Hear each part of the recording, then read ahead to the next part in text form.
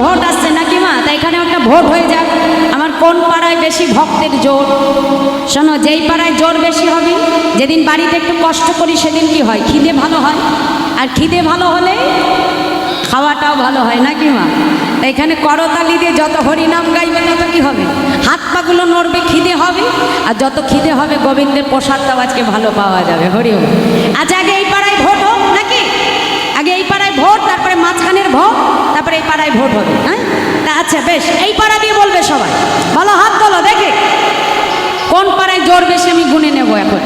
বলো, আমি রাধে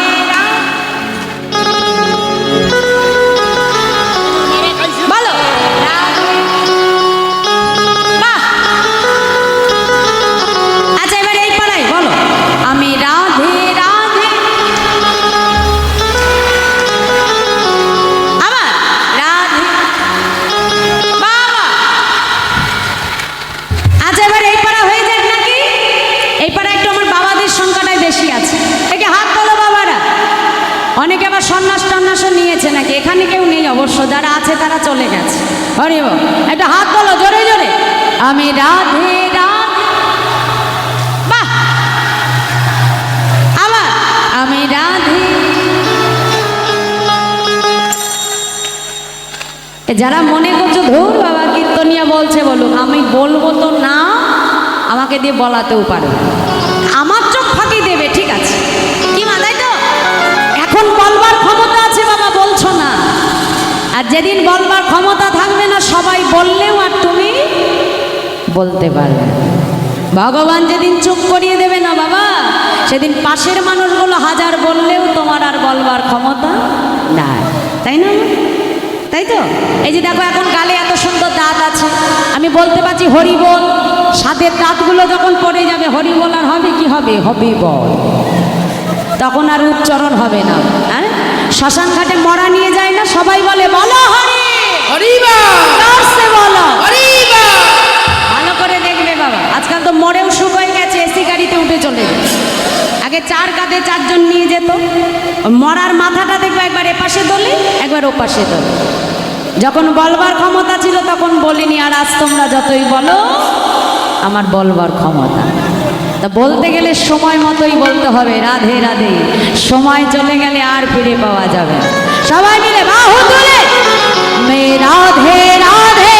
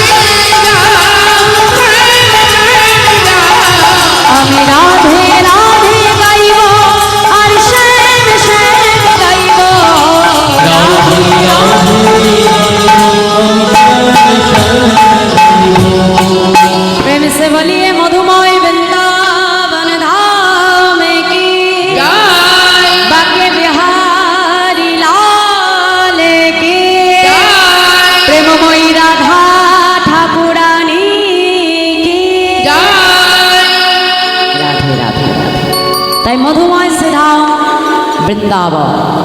এইবার সবাইকে শান্ত হয়ে আমার দিকে তাকিয়ে পড়তে হবে।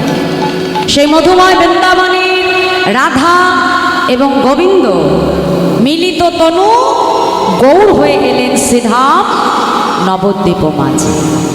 সেই নদিয়ার চাঁদ গৌর হরি সন্ন্যাস ধর্ম গ্রহণ করবার পর মাতৃ আদেশেই যে আমি কিছুদিন আগে এখানে এসেছিলাম পাশে আমার দাদার বাড়িতে, সেখানে আমি শান্তিপুর মিলন সম্ভবত লীলাটি আমি আস্বাদন করিয়েছিলাম ওই রাজদীপদার বাড়িতে।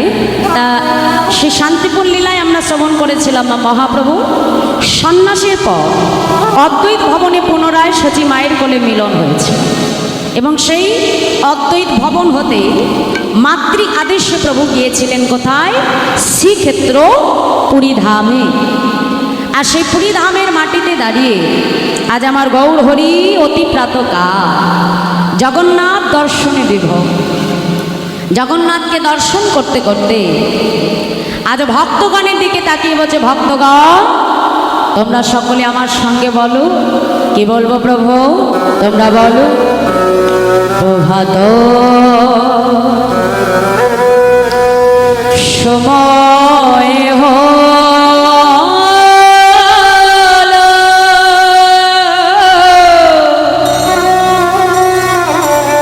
কৃষ্ণ কৃষ্ণ বলো।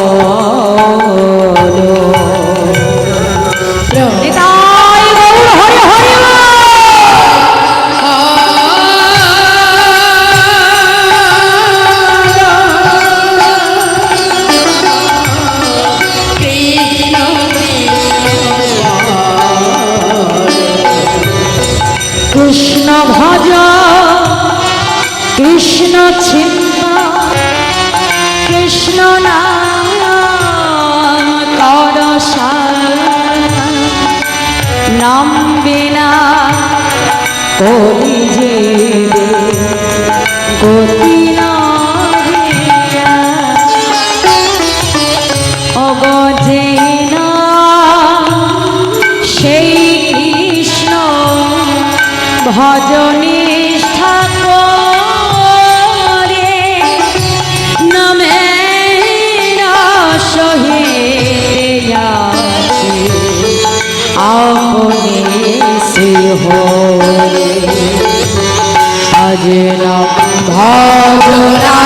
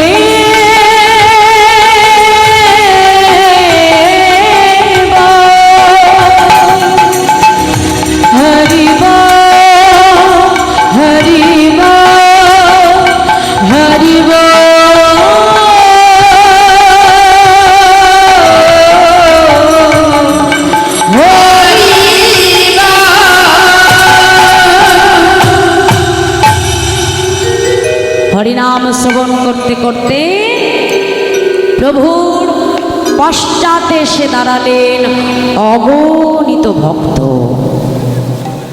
আর ওই অগণিত ভক্তের ভিড়ে এসে দাঁড়ালেন আরেক ভক্ত। ধীরে ধীরে গৌর হরি আমার ভক্তের কাছে এসে দাঁড়িয়ে বলছে, এই যে কি নাম তোমার? আগে প্রভু আমার নাম গোবিন্দ ঘোষ।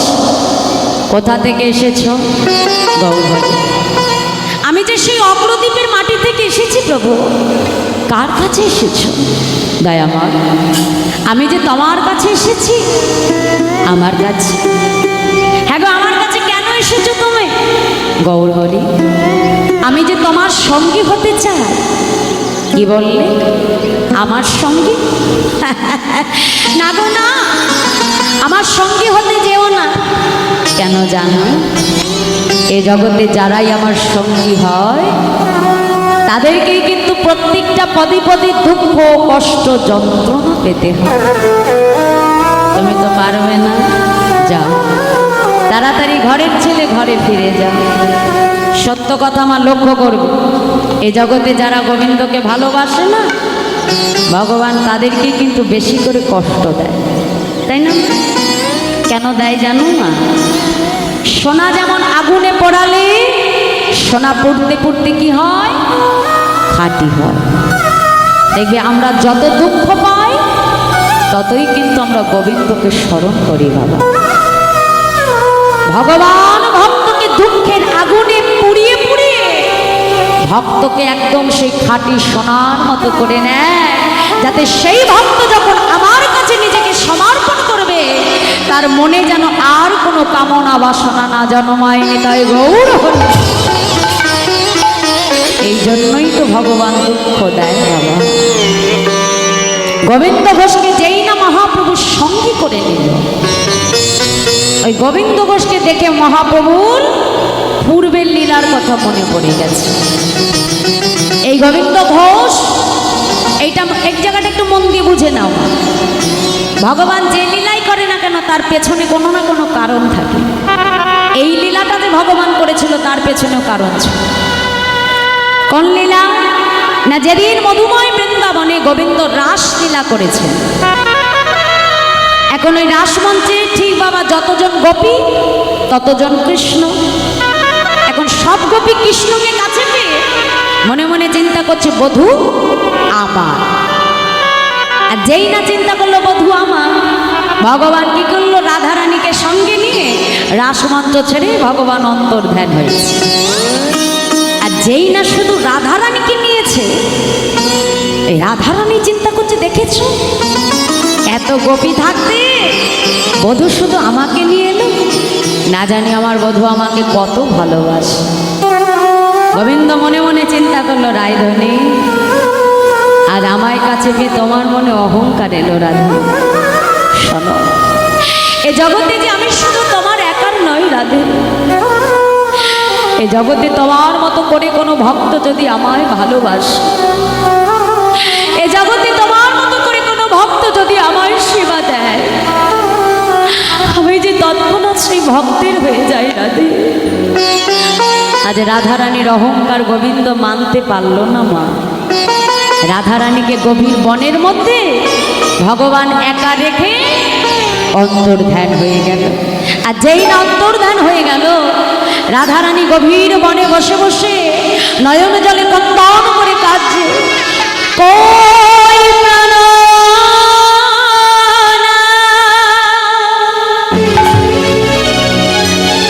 কোথায় প্রাণ দেখা দাও বধূ দেখা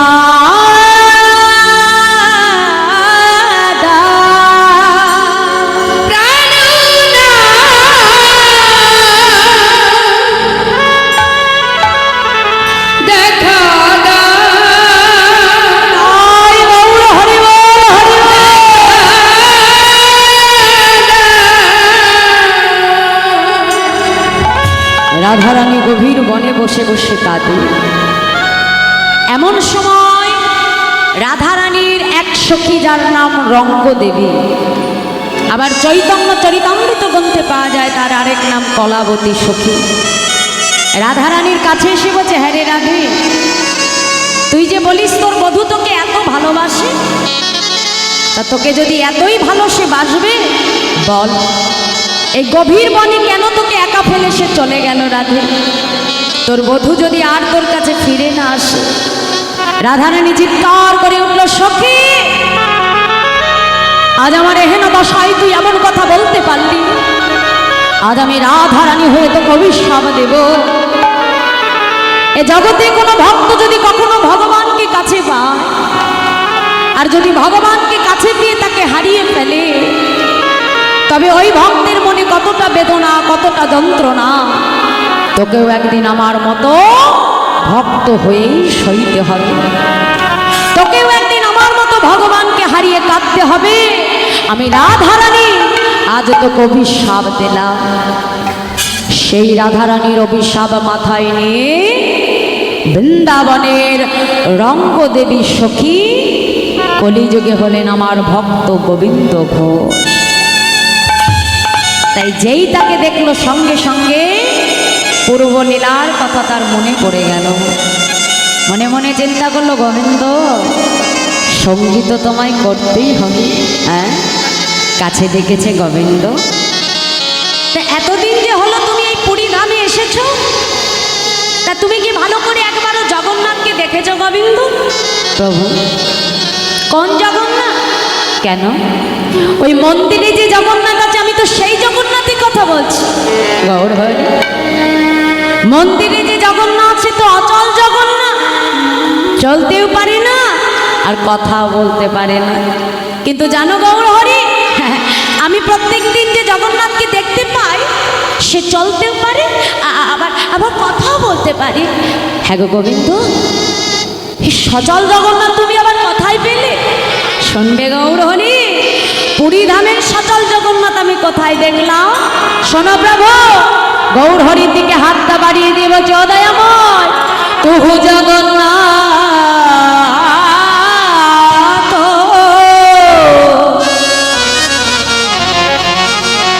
এই জগতে কাহা ও সে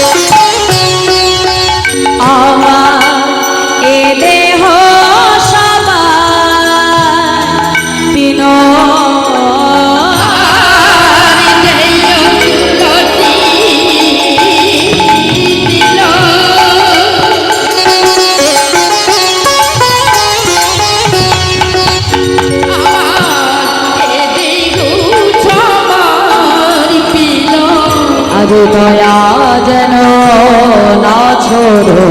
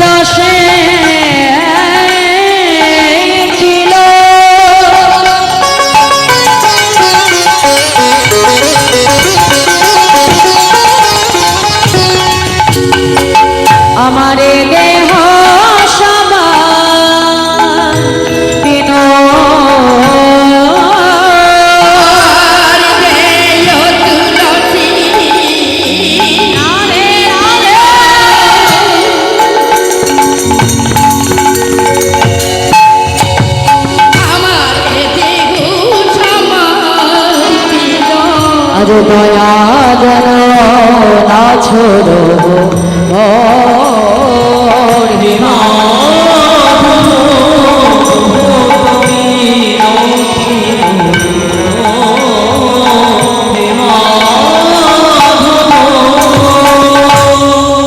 গৌরচরণে নিজ মনকে সমর্পণ করে দিয়ে মহাপ্রভুর দিকে হাতটা বাড়িয়ে দিয়ে গোবিন্দ ঘোষ বলছে, ও প্রভু, এই জগতে যেই জগন্নাথ সেই কৃষ্ণ, আর তিনি হলেন আমার শ্রীকৃষ্ণ চৈতন্য মহাপ্রভু।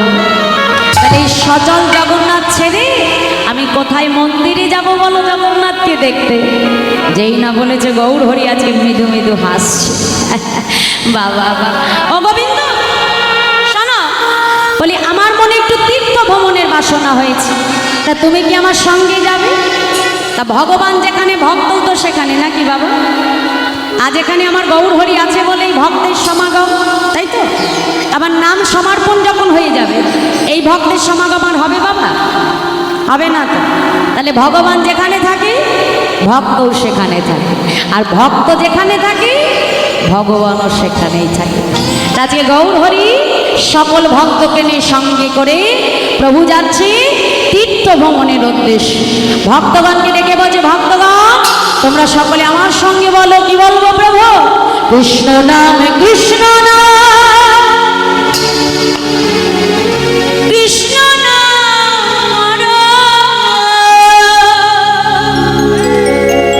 কৃষ্ণ নাম মধুর নাম মধুর নাম করো।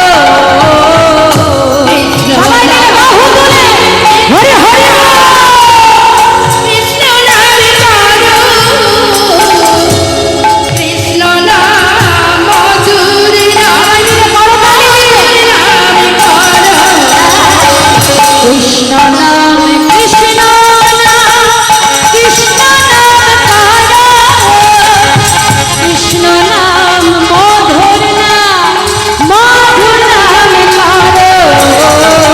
কৃষ্ণ নাম বলুন হরি হরি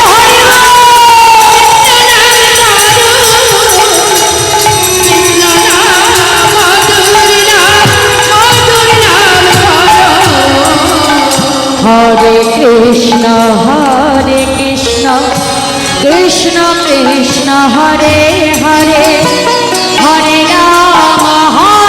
রাম রাম রাম হরে হরে। সবাই মিলে বাহু তুলে রাধে কৃষ্ণ হরে হরে হরে রাম রাম হরে হরে। হরে কৃষ্ণ কৃষ্ণ কৃষ্ণ কৃষ্ণ হরে হরে হরে রাম রাম রাম হরে হরে। হরে হরে হরে হরে হরে রাম রাম রাম হরে হরে। কৃষ্ণ নাম কৃষ্ণ নাম কৃষ্ণ নাম করো, কৃষ্ণ নাম মধুর নাম মধুর নাম করো। কৃষ্ণ নাম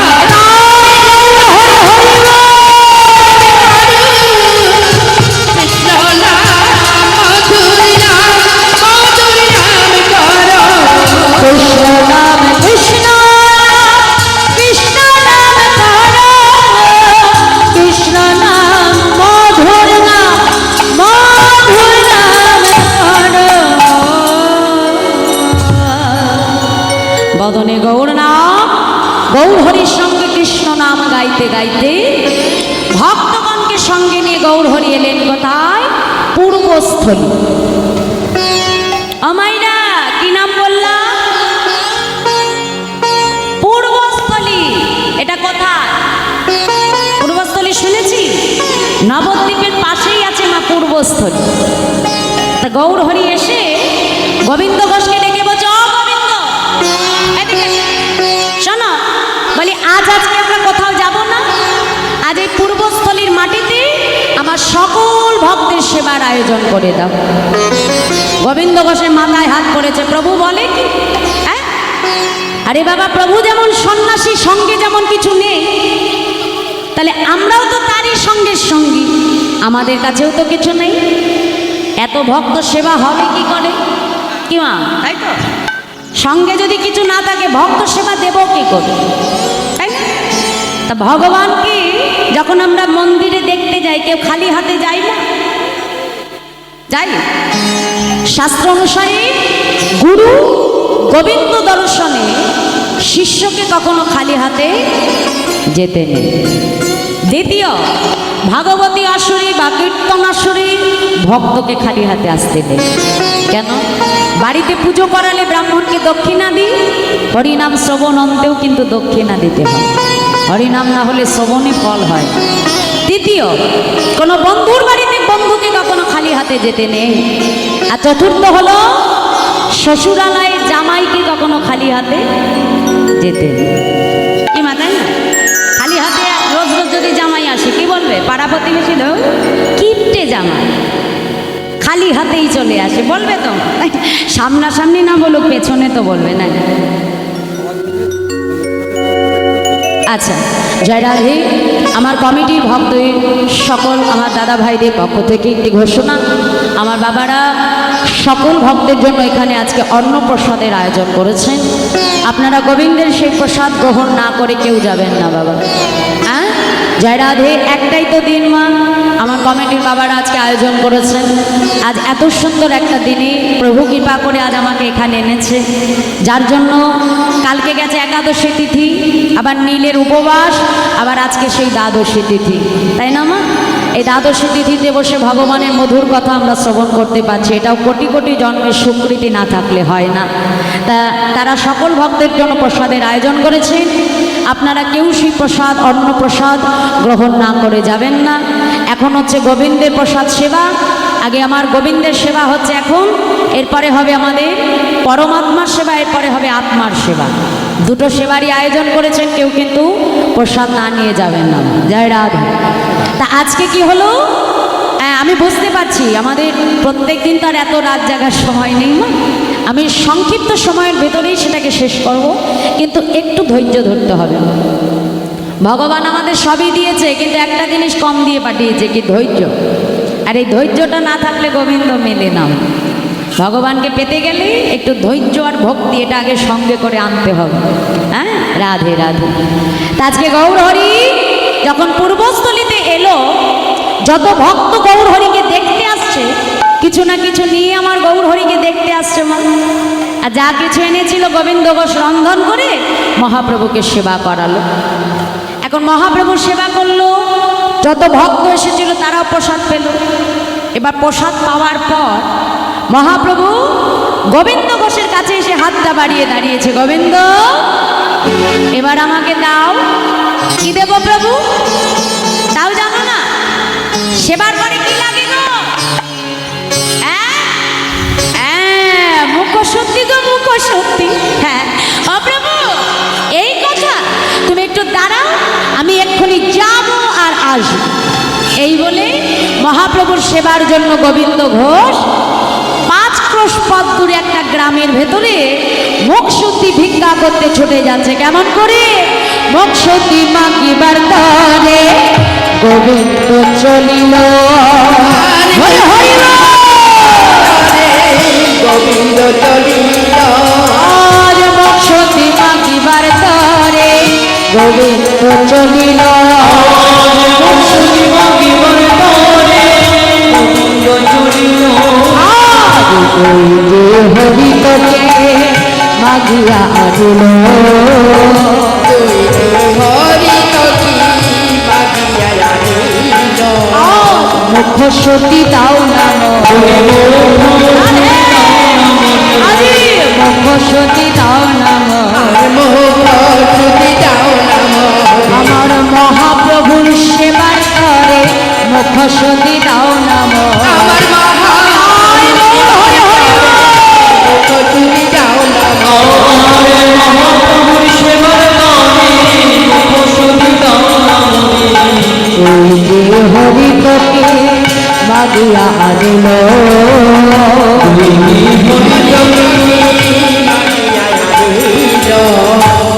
তাহলে কটা হরি তোকে ভিক্ষা করে পেল বাবা? মায়েরা উঠবে না, উঠবে না, বসো বসো বসো। আমি এখন চাইনি, বসো। যাতে দেওয়ার লীলা শেষে আমি দাঁড়াবো সেখানে দেবে, এখন কেউ আসবে না মা। বসো, সবাই যার যার জায়গায় বসে পড়ো, লীলাটার বিঘ্ন ঘটে। তাহলে আজকে কটা হরি তোকে ভিক্ষা করে পেল? 2টো। তাই যেতে 5 কোষ, আবার ফিরে আসতে 5 কোষ। এখন 10 কোষের পথ তো আর কম দূরের পথ নয় মা। গোবিন্দ ঘোষ যাওয়া আসা করতে গিয়ে বড় ক্লান্ত হয়ে পড়েছে।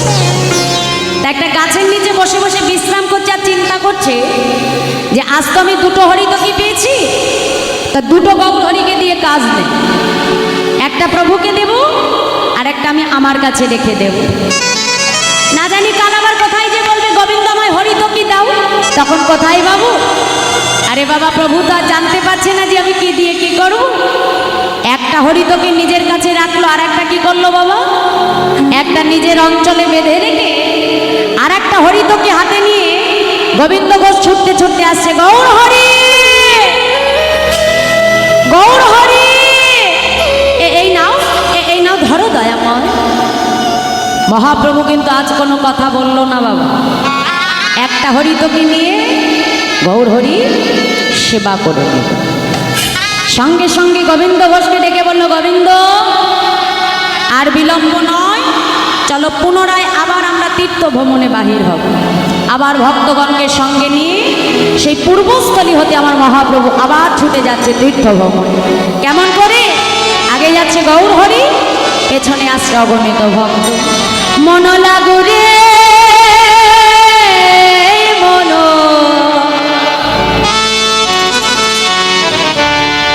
লাগুরে,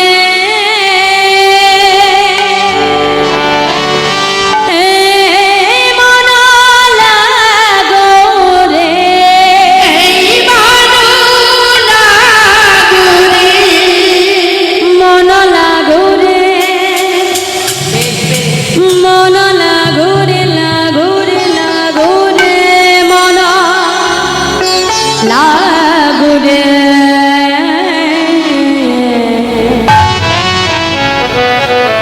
তোহারি চরণে মন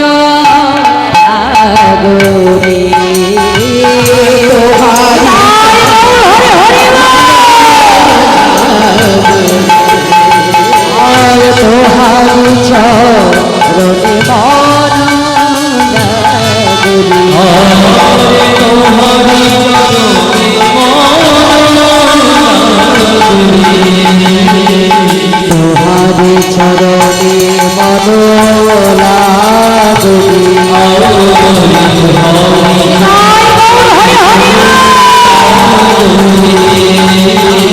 তোহারি চরণে মনোলা তোমারি চরণে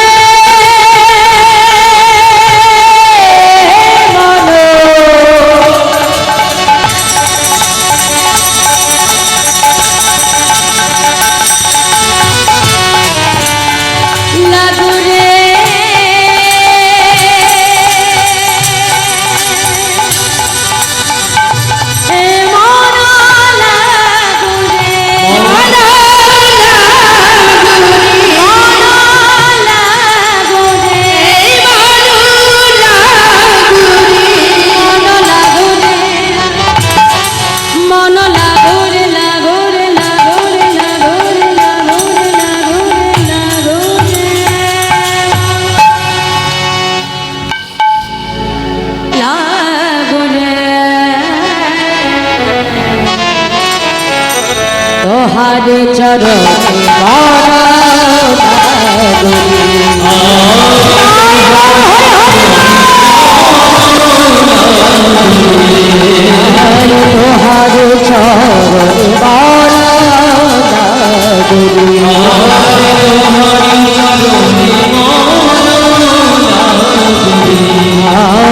তোহারি চরণে তোহারি চরণে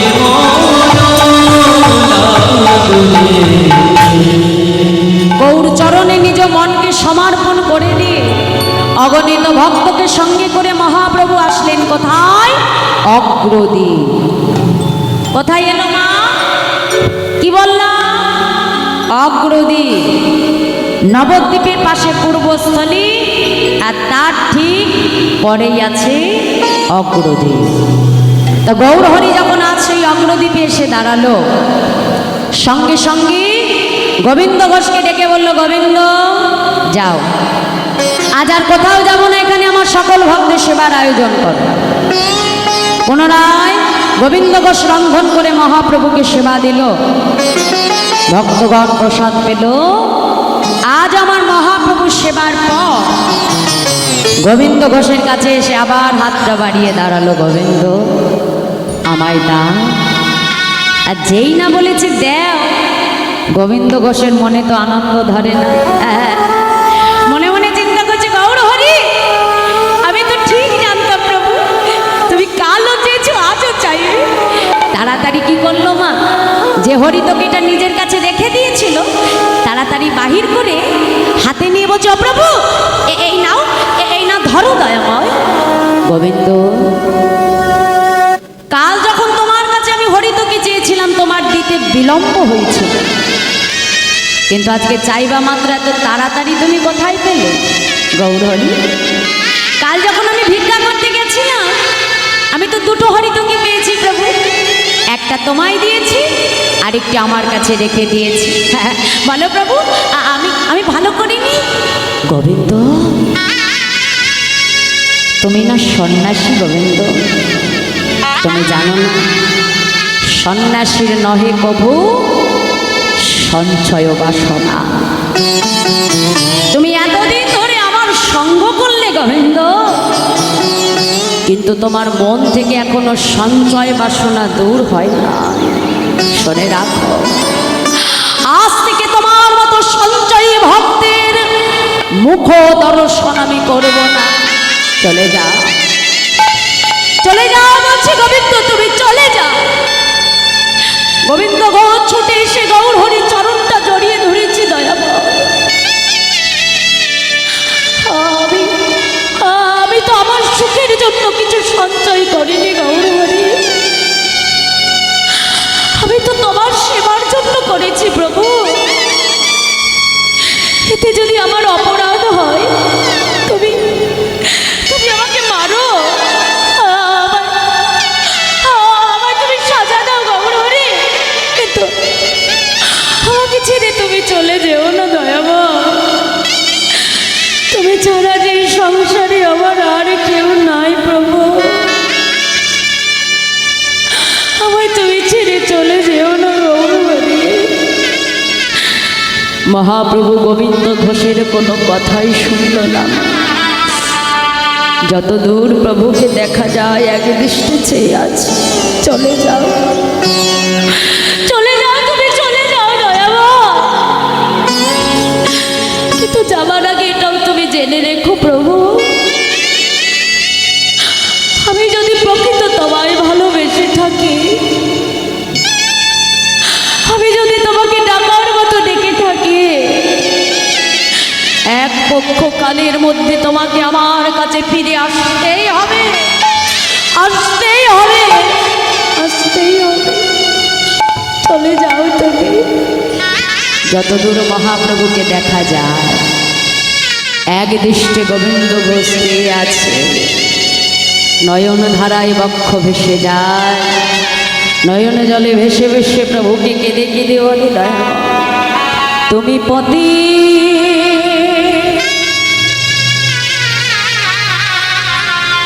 মবন হরি হে,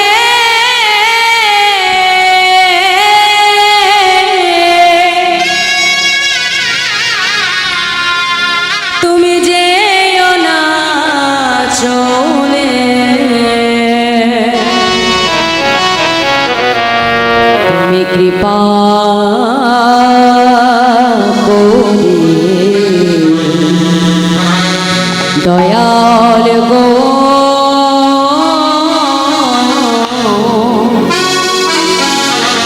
আমায় রাখো চরণে। গৌর হরি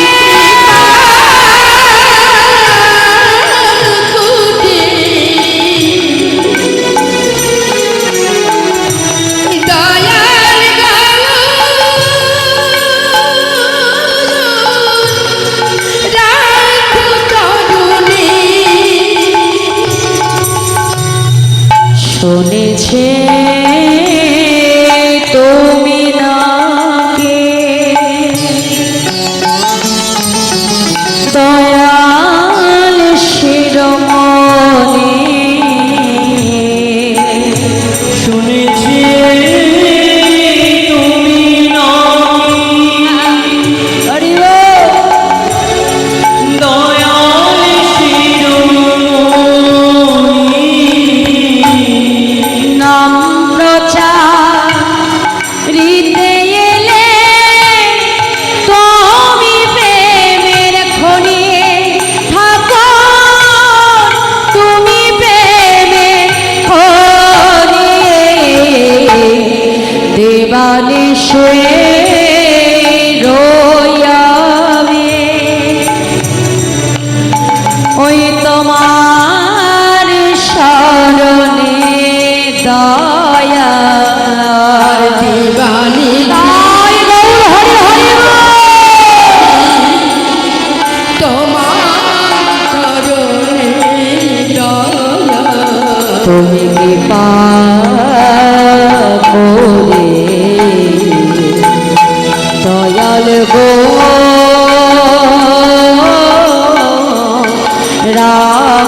চরণে তুমি কৃপা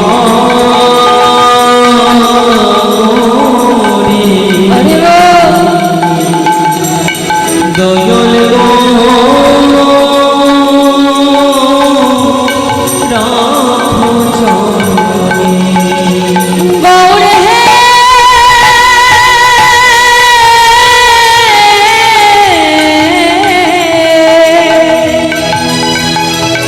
গৌর হে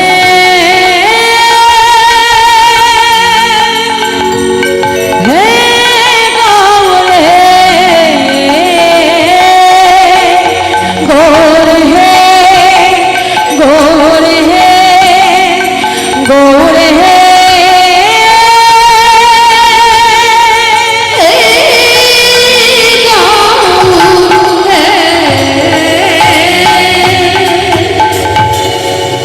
অগ্রদ্বীপের ধুলায় গোবিন্দ ঘোষ গড়াগড়ে যায়। আর অগ্রদ্বীপেই তো তার ঘর ছিল বাবা। অগ্রদ্বীপবাসী এসে গোবিন্দ ঘোষকে ধরাধরি করে তার ঘরে পৌঁছে দিল। কিন্তু ঘরে গেলে কি হবে বাবা, ঘরে তো তার মন বসে না। ভাই এটা ঠিক করো, মাইকটা ঠিক করো, খোলের মাইকটা ঠিক করো।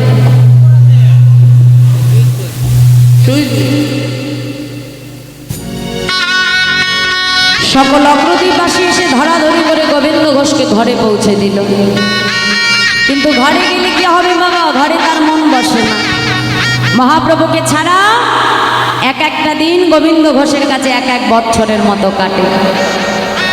দেখতে দেখতে যখন আজ 13 দিন হয়ে গেল, গোবিন্দ ঘোষ মনে মনে চিন্তা করলো যে জনমে আমি আমার মহাপ্রভুকে হারালাম, সেই জীবন আমি আর রাখবো না। আজই সুরধনী গঙ্গার জলে আমার প্রাণ বিসর্জন করব। আত্মহত্যা করবে বলে গোবিন্দ ঘোষ সুরধনী গঙ্গার তীরে ছুটে যাচ্ছে। এক পা করে যখন গঙ্গার জলে নামলো বাবা, যখন এই বক্ষ পর্যন্ত জল, এমন সময় একটা কষ্টি পাথর ভাসতে ভাসতে গোবিন্দ ঘোষের পক্ষে এসে লাগলো। গোবিন্দ ঘোষ এটাকে একটা পোড়া কাঠ মনে করে যেই না আবর্জনার মধ্যে ছুঁড়ে মারল, এমন সময় আকাশে দৈববাণী হচ্ছে, গোবিন্দ গোবিন্দ তুমি ফিরে যাও, আত্মহত্যা করো না গোবিন্দ, আত্মহত্যা করা যে মহাপাপ। কে তুমি? আমি তো তোমাকে দেখতে পাচ্ছি না, বলো তুমি কে? গোবিন্দ যখন সময় হবে আমার দর্শন তুমি ঠিকভাবে গোবিন্দ ফিরে যাও, আত্মহত্যা করো না। গোবিন্দ ঘোষের আর মরা হলো না বাবা, ঘরে ফিরে এলো। দেখতে দেখতে 15 দিন। আর এক পক্ষকার কতদিনে বাবা? 15 দিন। মহাপ্রভু মনে মনে চিন্তা করছে, আজ যদি গোবিন্দের কাছে না যায়, গোবিন্দকে তো প্রাণে বাঁচাতে পারবো না। ভক্তগণকে সঙ্গে নিয়ে গোবিন্দ ঘোষের ঘরের বাহিরে এসে গৌর হরি ডাক দিল, গোবিন্দ গোবিন্দ। এ যে আমার গৌর হরির কণ্ঠস্বর, তবে তবে কি আমার গৌর হরি ফিরে এসেছে। ছুটে গিয়ে যেই না দরজাটা খুলেছে মা, দেখে মহাপ্রভু অগণিত ভক্তকে নিয়ে দাঁড়িয়ে আছে। ছুটে এসে গৌর হরি চরণটা জড়িয়ে ধরেছে, দয়াময় আমার ডাক তুমি শুনতে পেয়েছো গৌর হরি, আমার ডাক তুমি শুনতে পেয়েছো দয়াময়। গোবিন্দ তোমার মতো ভক্তের ডাকে সাড়া না দিয়ে কি থাকা যায়? হ্যাঁ গো, আমি যে তোমার কাছে আসবো এই আগমন বার্তাটা কি আগেই পেয়েছো তুমি? না তো প্রভু। কেন গঙ্গায় গিয়েছিলে না নিজের প্রাণ বিসর্জন করবে বলে? যেই না বলেছে গোবিন্দ ঘোষ চমকে উঠেছে বাবা। তাড়াতাড়ি আবর্জনার মধ্যে যে খুঁজে খুঁজে, যেটা মা একটা কাঠ মনে করে ছুঁড়ে মেরেছিল, তুলে দেখছে একটা কষ্টি পাথর। ছুটে এসেছে, গৌর হরি এই কি তোমার আগমন বার্তা? হ্যাঁ গোবিন্দ, এটাই আমার আগমন বার্তা। জানতে চাইলে না কষ্টি পাথর দিয়ে আমি কি করব? কি করবে গৌর হরি? শোনো গোবিন্দ, এই কষ্টি পাথর দিয়ে আমি তোমার ঘরে একটা গোপীনাথ বিগ্রহ তৈরি করব, আর তোমার দ্বারায় অগ্রদ্বীপের মাটিতে গোপীনাথের সেবা পূজা প্রচার হবে। আজ থেকে অগ্রদ্বীপবাসীর দ্বারে দ্বারে ভিক্ষা করে যা কিছু পাবে দিনে 4 বার রন্ধন করে গোপীনাথকে সেবা দেবে। আর আজ থেকে তুমি আমায় ভুলে যাও। আর যেই না গৌর হরি বলল আমায় ভুলে যাও, গোবিন্দ ঘোষ মহাপ্রভুর হাতটা ধরে টানতে টানতে ঘরের ভিতরে এনে বাহির থেকে দরজার শিকল বন্ধ করে দিয়েছে। গৌর হরি, একবার তুমি আমায় ছেড়ে চলে গেছো দয়াময়, আর আমি তোমাকে যেতে দেব না প্রভু। ঘরের দরজার শিকল যেই না তুলেছে মা, ভগবানকে কি শিকল দিয়ে বেঁধে রাখা যায়? কি গো মায়েরা, ভগবানকে শিকলে বাঁধা যায়? তাহলে মন্দিরে শিকল তুলে দিয়ে গোবিন্দ ঘোষ যেই না ঘরের বাইরে পা রাখলো বাবা, কি দেখলো জানো? দেখে ঘরে গোড়া বাইরে ও গোড়া, হরি হরি আজ দেখে ঘরে গোড়া বাইরে ও গোড়া,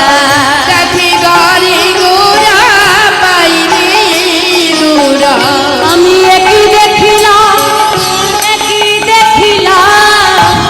দেখে ঘরে গোড়া বাইরে ও গোড়া,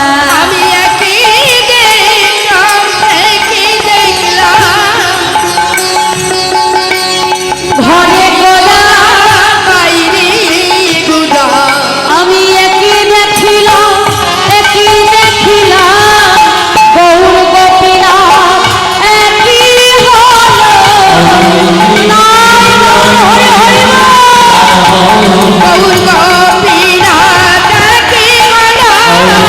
হরি হরি আমার গৌর গোপীনাথ একই উলু ধরে হরি হরি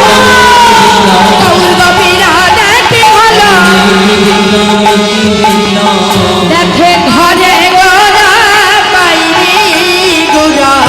আমাদের গোপীনাথে অভেদ জানিবে,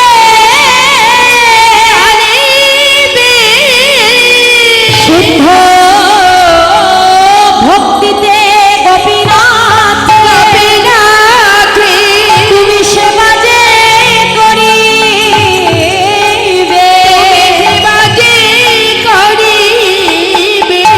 আমাদের গোপীনাথের একই অঙ্গ হয়। ওই গোপীনাথের সেবা দিলে যেন আমি পাইব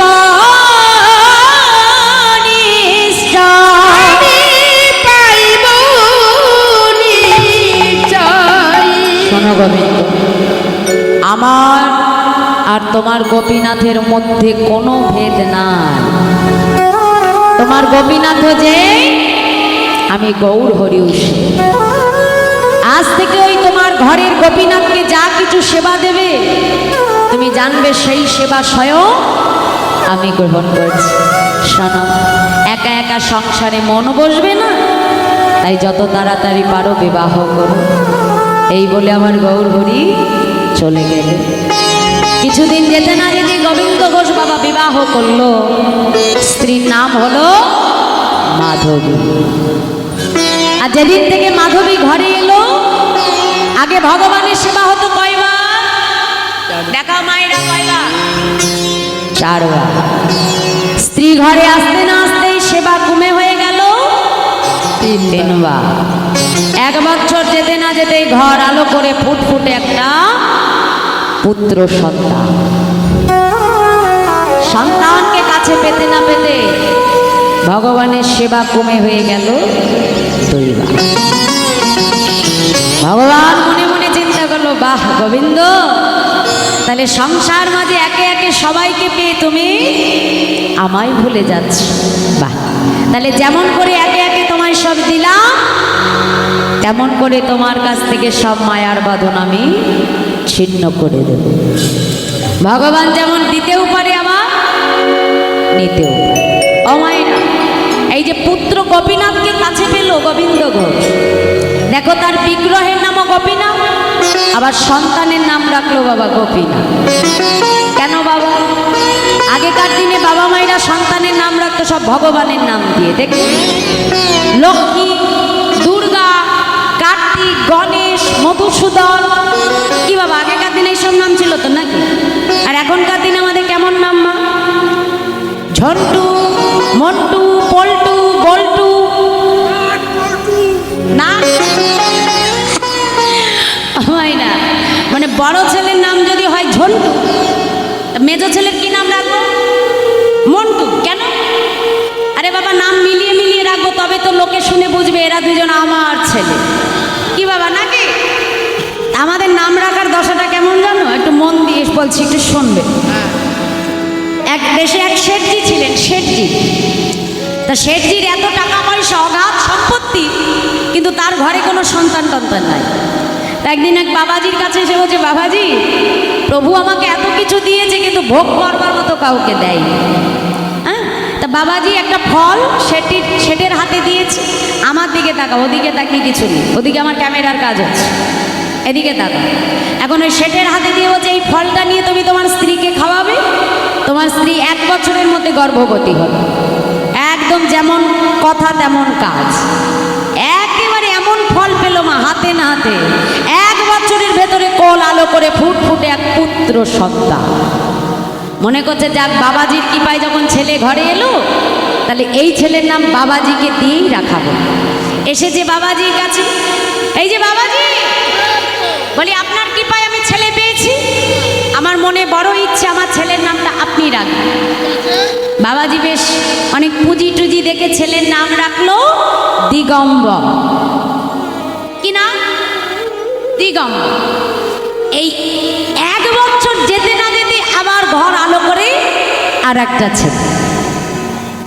যেই ছেলে হয়েছে আবার এসেছে মনের আনন্দে বাবাজির কাছে, এই যে বাবাজি, আপনার কৃপায় আমি আবার ছেলে পেয়েছি, আমার মনে বড় ইচ্ছে আমার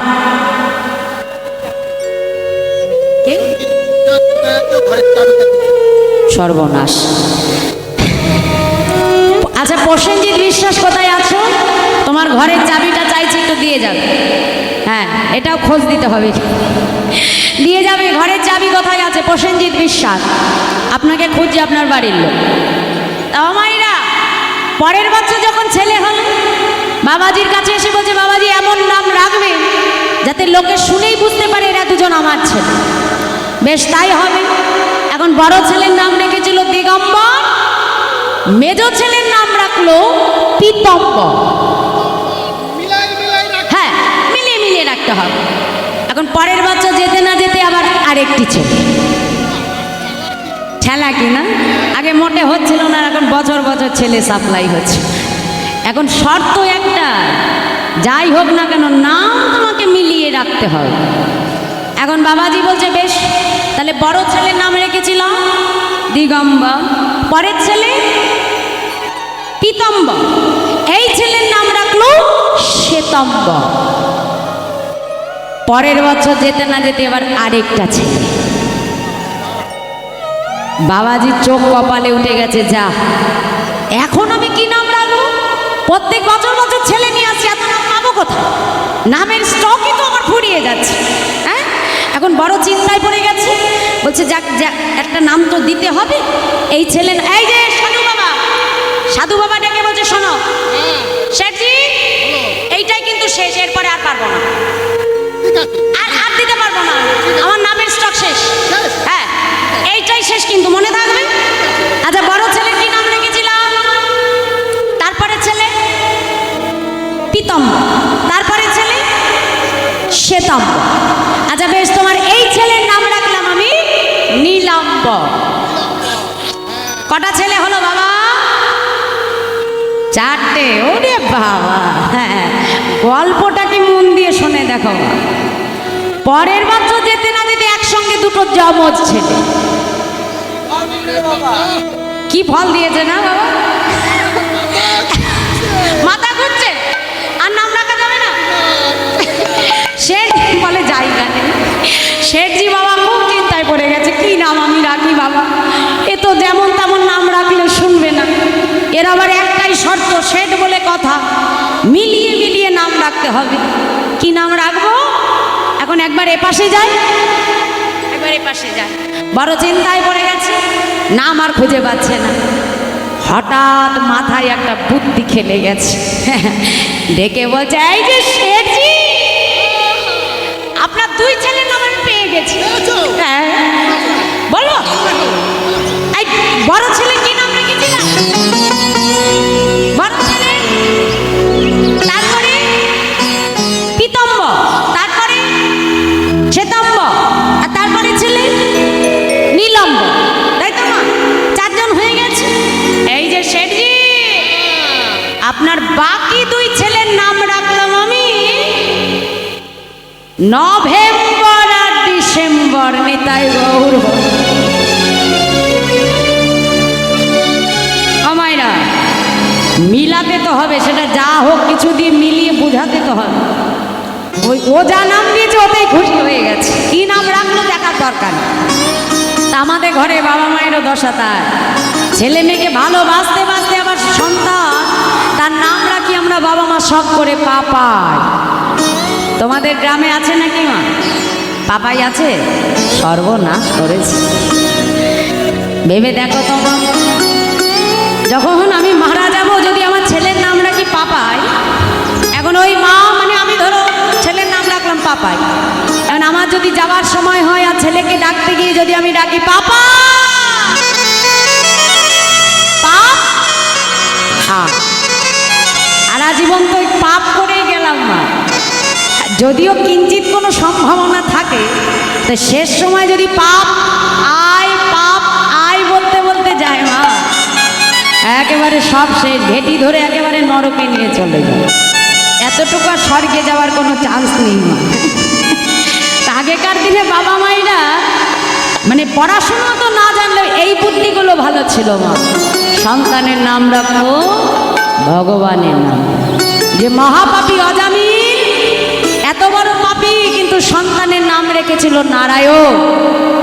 আর শেষ সময় ছেলেকে নারায়ণ বলে ডাকতে গিয়ে ভগবানের নাম বদনে স্মরণ হয়ে গেল, আর সেই পাপী অজামিল গোলক বৈকুণ্ঠ ধামে চলে গেল। সন্তানের নাম কি রাখবে, পাপাই নাকি ভগবানের নাম? বলো যা দিয়ে ফেলেছি মা। হ্যাঁ, ডাক নামটা অন্তত ভগবানের নাম ধরে ধরে ডাকবে, অন্তত তাকে ডাকতে গিয়ে ভগবানকে যেন ডাকা হয়। গোবিন্দ ঘোষ সন্তানের নাম রাখলো গোপীনাথ। গোপীনাথ ঘরে আসতে ভগবানের সেবা কমে হয়ে গেল দুইবার। ভগবান দেখলো, বাহ, এইবার গোবিন্দ তোমার কাছ থেকে সব মায়ার বাঁধন আমি ছিন্ন করবার সময় হয়ে গেছে। ভগবান দিতেও পারে মুহূর্তের মধ্যে, কেড়েও নিতে পারে। কথায় বলে আজকে যিনি রাজা ধীরাজ, কাল সে পথে ভিখারি। কখন তোমার কোটি কোটি টাকা হবে আর ভগবান কখন তোমার কাছ থেকে নিয়ে নেবে বাবা, এটা তুমি বুঝতে পারবে না। তাই কোনো কিছুর জন্য কখনোই অহংকার করো না। গোবিন্দ ঘোষ ভিক্ষা করে ফিরে এসে তার স্ত্রীকে ডাক দিয়েছে, মাধবী, মাধবী শোনো, আমি গঙ্গা স্নানে যাচ্ছি, ফিরে এসে গোপীনাথকে সেবা দেব, তাড়াতাড়ি তুমি রন্ধন করে রেখো। এই বলে গোবিন্দ ঘোষ চলে গেল। মা ভিক্ষা করে ফিরে এসে দেখে ভিক্ষার ঝোলা যেখানে রেখেছিল সেখানেই পড়ে আছে। একই মাধবী, ও মাধবী, তুমি এখনো রন্ধন করনি? মাধবী, মাধবী, মাধবী বলে ডাকতে ডাকতে যেই না মন্দিরে প্রবেশ করলো বাবা, দেখে মাধবী উপুর হয়ে পড়ে আছে। মাধবী, এটা গোপীনাথের সামনে থাকবার সময়, যাও রন্ধন করো, ভগবানকে সেবা দিতে হবে। এতবার ডাকে মাধবী সারা নেই বাবা। ছুটে গিয়ে যেই না তার স্ত্রী মাধবীর দেহটা স্পর্শ করল, স্পর্শ করবা মাত্রই দেখে মাধবী অসার দেহটা পড়ে আছে। চিৎকার করে উঠল, গোপীনাথ, তুমি কি করলে গোপীনাথ? আমার মাধবীকে তুমি কেন ফিরে নিলে দয়াব? কি অপরাধ করেছিল সে তোমার চরণে? পাড়া প্রতিবেশী ছুটে এসে বলে, গোবিন্দ তোমার মাধবী যদি প্রকৃত তোমার হতো সে কখনো তোমায় ছেড়ে যেত না গোবিন্দ।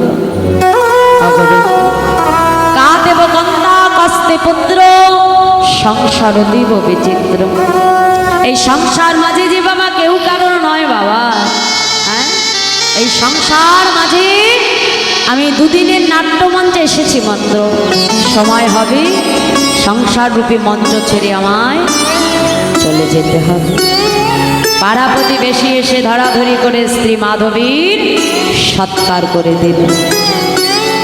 দেখতে দেখতে পুত্র গোপীনাথের বয়স হয়ে গেল 5 বছর। ওই গোপীনাথ যখন মাঠে খেলতে যায়, খেলার শেষে দেখে সবার মায়েরা এসে সন্তানকে আদর করে কোলে তুলে নেয়, কিন্তু গোপীনাথকে কেউ কাছে টানে না। ছুটতে ছুটতে বাবার কাছে এসে দাঁড়িয়েছে। বাবা, ও বাবা, এ জগতে সবার তো মা আছে, কিন্তু বলো না বাবা আমার মা কোথায়? কেন আমার মা আমাকে আদর করে না? কেন আমার মা আমাকে গোপীনাথ বলে কাছে টেনে নেয় না? গোপীনাথ, তোমার মা কোথায় এটা আমার কাছে নয়। মন্দিরে বিগ্রহ গোপীনাথকে ডেকে জিজ্ঞাসা করো তোমার মা কোথায়। ছোট্ট ছেলে তো মন্দিরে ছুটে এসেছে। গোপীনাথ বলো, আজ তোমাকে বলতে হবে গোপীনাথ, বলো আমার মা কোথায়। ছুটে এসে বিগ্রহ গোপীনাথের চরণ দুখানা জড়িয়ে ধরেছে। নয়ন ধারায় পুত্র গোপীনাথের বক্ষ ভেসে যায়। প্রভু বলো, বলো দয়াময় আমার মা কোথায় আছে প্রভু। নয়ন জলে বক্ষ ভাসিয়ে কেঁদে কেঁদে বলে, প্রভু গো, আজ 2টি নয়ন ধারায় তার বক্ষ ভেসে যায় বাবা। ছেলে তো যেই না মায়ের কথা মনে পড়েছে, প্রভুর চরণটা জড়িয়ে ধরেছে, বলে দা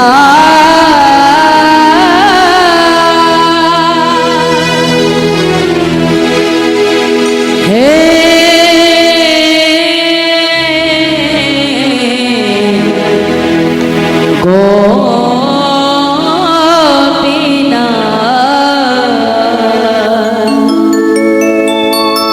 বলো কোথায় আমার মা।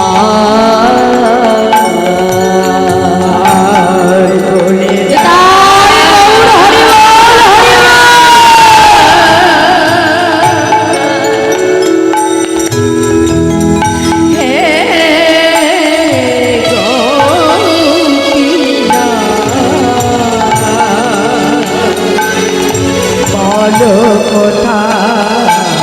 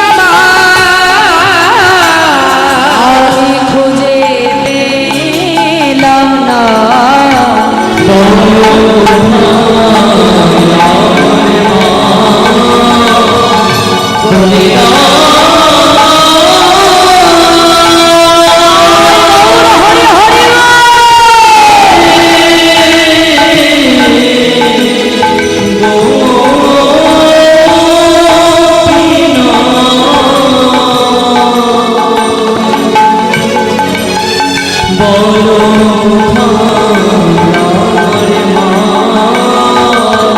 কোথায় আমার মা?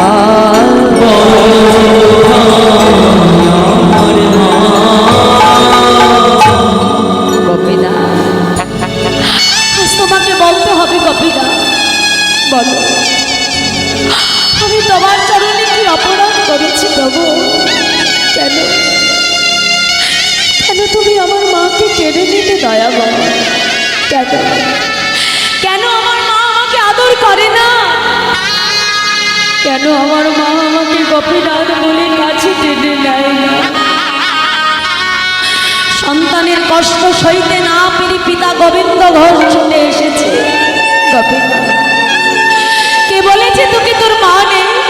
ও গোপীনাথ, আজ থেকে আমি তোর মা, আজ থেকে আমি তোর বাবা। গোপীনাথ, আজ থেকে তুই আমাকে মা বলে ডাকবি। গোপীনাথ, আজ থেকে আমি তোর মা, আমি তোর বাবা।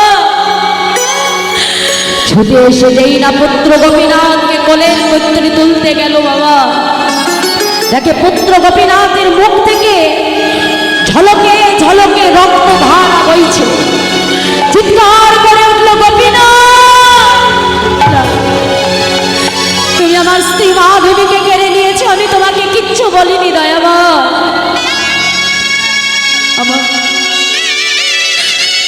আমার সন্তানকে তুমি কেড়ে নিও না প্রভু। ও ছাড়া যে আমার আর কেউ নাই দয়াবা।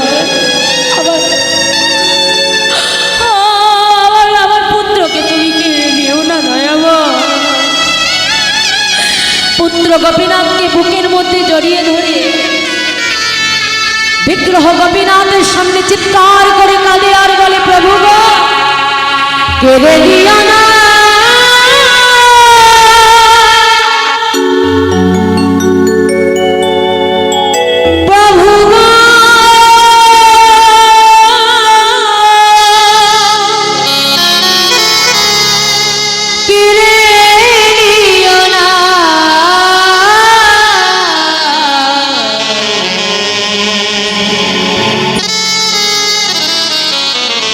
তুমি যে ব্যথা রে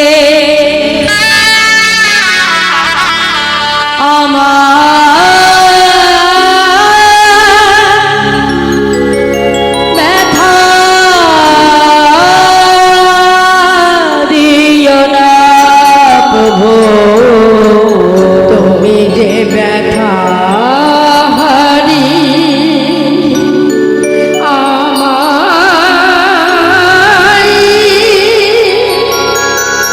ব্যথা দিও না।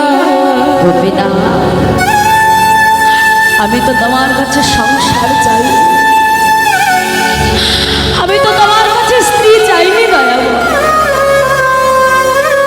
আমি তো তোমার কাছে পুত্র চাই। প্রভু, কেন দিলে আমার সংসার, কেন দিলে আমার স্ত্রী, কেন দিলে তুমি আমার পুত্র দয়াবো? আর দেবেই যদি, তুমি কেঁদে কেন নিলে প্রভু? দিলে যদি পুত্র মরে, তবে কেড়ে কেন নিতে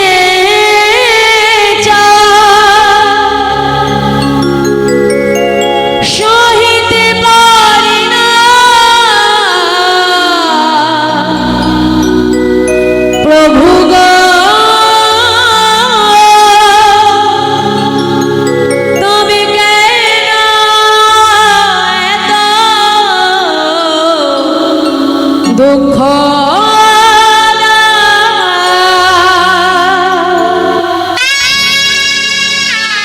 এ বিষম বেদনা আমি আর সহিতে পারি না প্রভু গো,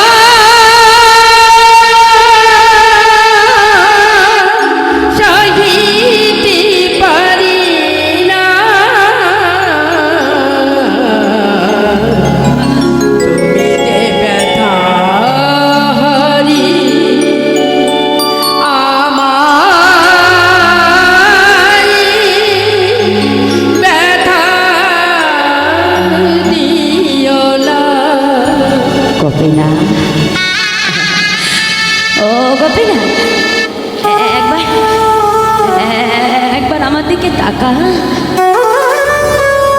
না গোপীনা, একবার একবার একবার আমাকে বাবা বলে ডাক। তুই তো প্রত্যেকদিন আমায় ডেকে বলিস বাবা আমার ক্ষুধা পেয়েছে, আমায় খেতে দাও। গোপীনা, আজ কেন আমাকে বাবা বলে ডাকছিস না গোপীনা?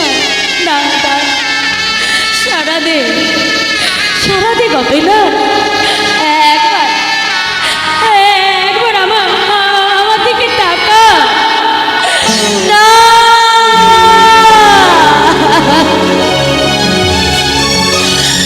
দয়াময় মা, আজ তুমি আমার পুত্রকে আমার কাছ থেকে কেড়ে নিলে প্রভু। বেশ, শুনে রাখো দয়াময়, আজ থেকেই গোবিন্দ ঘোষ আর তোমার সেবা পূজা করবে না। না না না দয়াময়, আজ থেকে তুমি যেমন অনাহারে থাকবে, আজ থেকে তোমার ভক্ত গোবিন্দ ঘোষ অনাহারে নিজের হাতে বাবা হয়ে নিজের 5 বছরের ছেলেকে সমাধিস্থ করে দিল। মন্দিরে ফিরে এসে নয়ন জলে ভক্ত ভাসি কেঁদে কেঁদে বলে প্রভু গো ভগবান,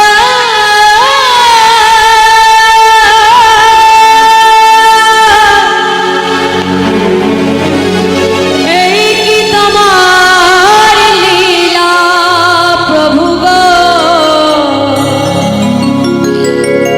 এই কি তোমার লীলা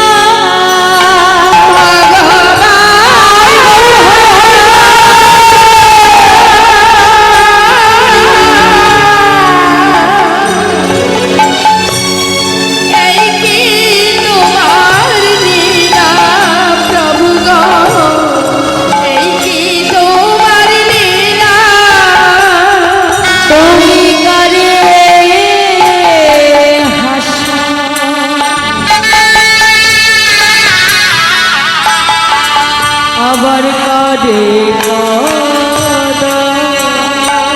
তুমি কাঁদে আবার কাঁদে তুমি করে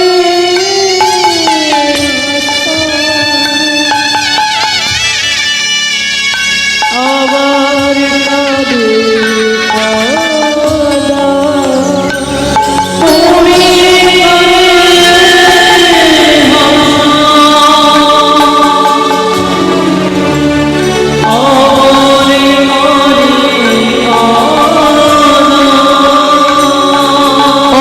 বুঝি না তোমার খেলা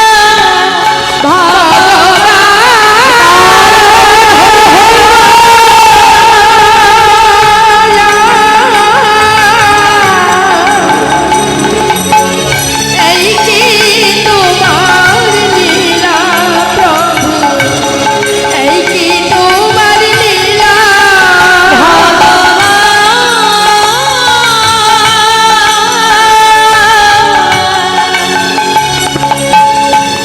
এই কি তোমার লীলা প্রভু, এই কি তোমার লীলা।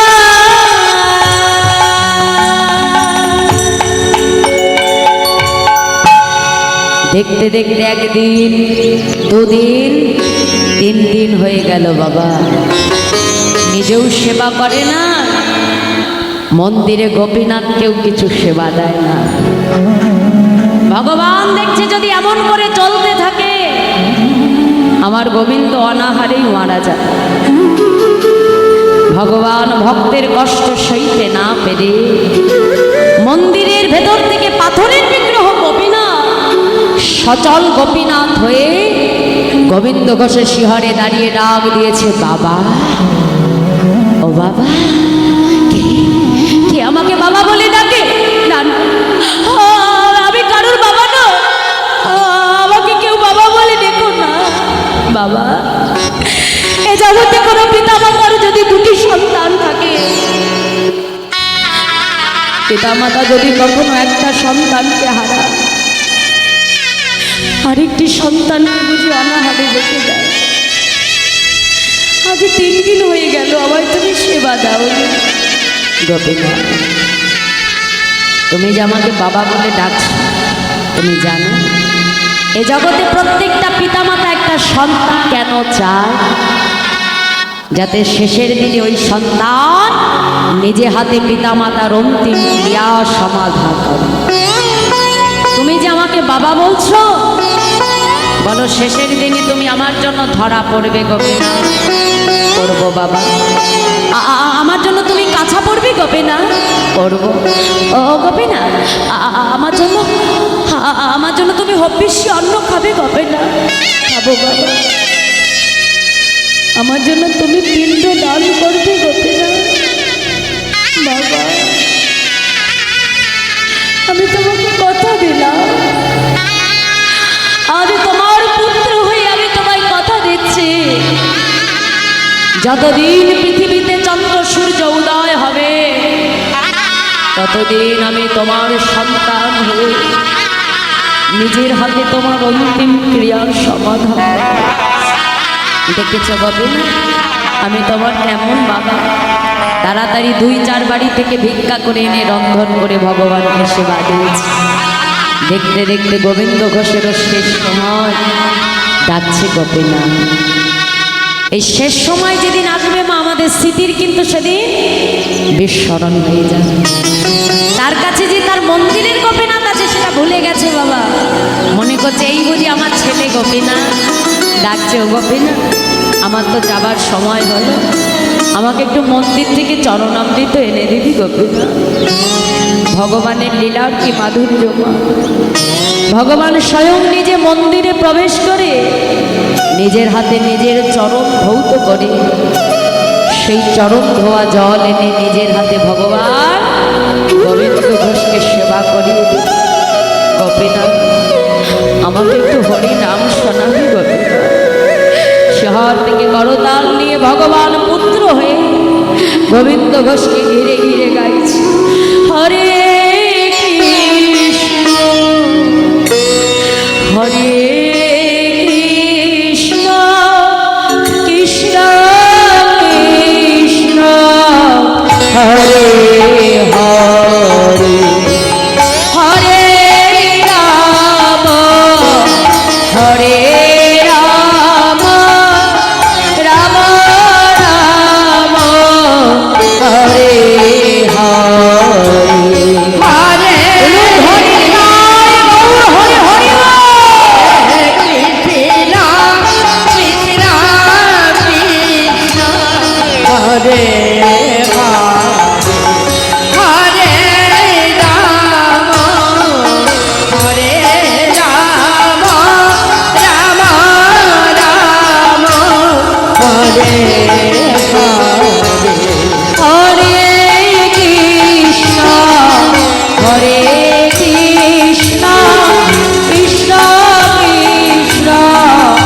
হরে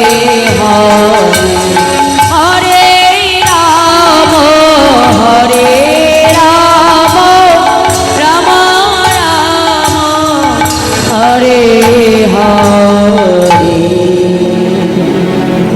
হরিনাম শুনতে শুনতে গোবিন্দ ঘোষ দেহ রাখল। ওই গোপীনা পুত্র হয়ে সকল অগ্রদীপবাসীকে দাঁড়ে দাঁড়ে সবাইকে সংবাদ দিয়ে এলো। সকল অগ্রদীপবাসী এসে ধরাধরি করে গোবিন্দ ঘোষের শেষকৃত্য সমাধা করে দেব। কিন্তু মন্দিরের পুজো তো বন্ধ থাকে না বাবা। দ্বিতীয় একজন পূজারী মন্দিরে এসেছে।